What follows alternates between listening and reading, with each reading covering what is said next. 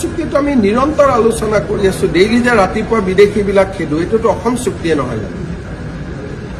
Daily ৰাতিপুৱা যে বিদেশীক আমি উলিয়াই পঠাওঁ, এইটোতো অসম চুক্তিৰে ৰূপায়ণ, যে সীমান্ত দি কোনো বিদেশী সোমাব নোৱাৰে। এইটোতো অসম চুক্তিৰে শ্লোগান নহয় জানো, বা অসম চুক্তিৰ দফা নহয় জানো? আগতেতো তৰুণ গগৈ চৰকাৰ দিনত কেতিয়াবা শুনিছিল নেকি অসমৰ পৰা বিদেশী বহিষ্কাৰ কৰে?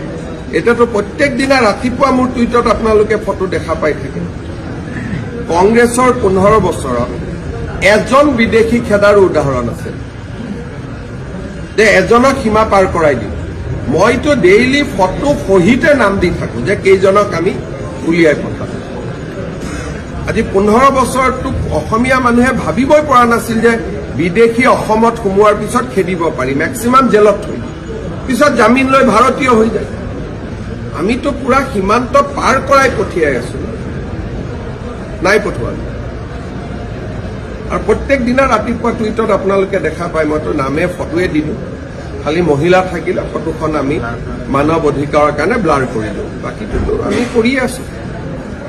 সেইকাৰণে আমি যথেষ্ট কনফিডেণ্ট। আমি জানো যে নিৰ্বাচনত বিজেপি দলে আমাৰ মিত্ৰ গোষ্ঠীৰ হৈ আমি সুন্দৰভাৱে চৰকাৰ গঠন কৰিম, আমি সুন্দৰভাৱে বিজয় লাভ কৰিম। অসমৰ মানুহৰ আশীৰ্বাদ আমাৰ লগত আছে।